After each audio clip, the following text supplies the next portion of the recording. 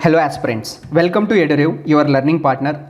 I am Gogula Rajashekhar and I will be teaching you Indian economy for UPSC CSE examination.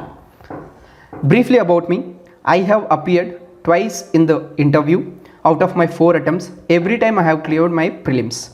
Coming to my teaching experience, over the past 3.5 years, I have taught in many institutions as a faculty member and mentored many aspirants. I am an engineer from IIT Bhubaneswar and I also hold a patent in artificial intelligence. Now let us enter into the content of this video, which is economy.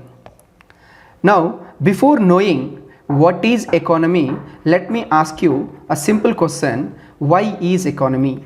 What is the necessity for an aspirant to study economy for UPSC examination? What is the role of economy in the UPSC examination? And is there any relevance of economy beyond our UPSC examination?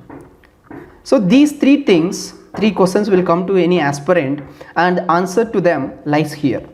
First and foremost, as I said, we are UPSC aspirant. Our primary focus is to clear this examination, and in the both stages of the examination, which is prelims and mains, economy has a great weightage. In prelims, you can expect around 15 to 20 questions from economy every year, and in mains also it has a great weightage. So that's why it is highly important for us. Now coming to the second point, see, in our day-to-day life, even though you are not known to economics and you do not have a sound knowledge of economics, but still in your daily active life you might be doing certain economic activity without even knowing. I'll give an example. Suppose you wanted to throw a party through your friends on your birthday. So for that, what you will do is, first you will calculate what is the budget limit that you have, what are the money resources that you have, and for that budget what is the best restaurant or location, right? Which restaurant is best suited with that budget, so that you can have a good food, right, which can be provided to your friends at low price. So based on this, you will take a decision. You will identify certain location, right? Here what you are doing, you are taking a decision based on the economic constraints, that is the resource constraints. So this decision is nothing but an economic activity. So in each and every day, without even knowing to us, we will be doing certain economic activity. So that's why economy has greater importance in day-to-day life. So having a knowledge on economy, it will make us even a better resource manager in our day-to-day life. Clear? Now coming to the third point, see, after clearing UPSC, you will become SDM, and after some time you will be promoted to DM. A DM is also known as a collector.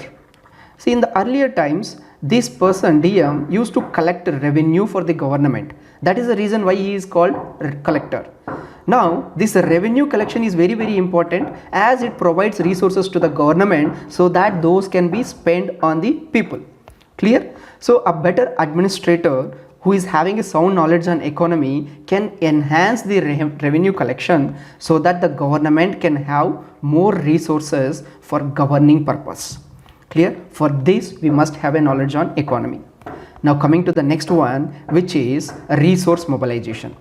See, being an administrator, it is your duty to allocate the resources to the targeted people. For example, it may be a poverty alleviation. For example, there is public distribution scheme, PDS is there, so under which ration will be distributed to different sections of the people.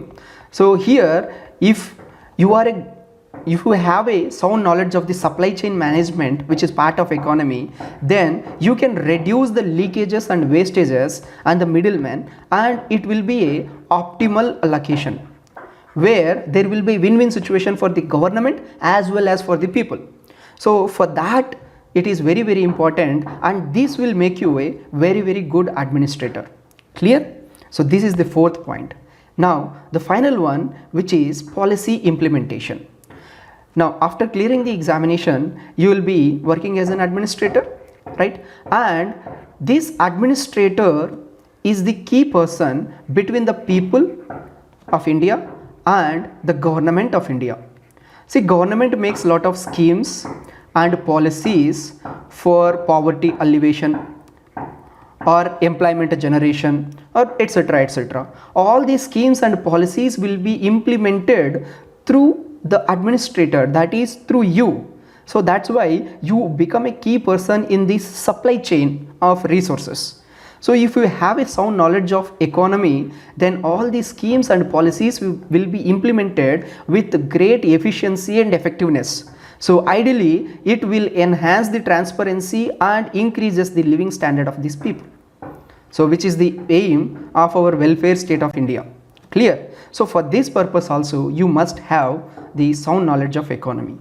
Now, how the UPSC is going to check you? See, through the examination of UPSC, the board is going to check you whether you have these qualities. All of them will be checked through your UPSC examination. For this purpose, you must understand the concepts of economy and you must have a sound knowledge of economy. I hope this is clear. Thank you very much, and if you have any doubts, do comment, we'll get back to you. Thank you.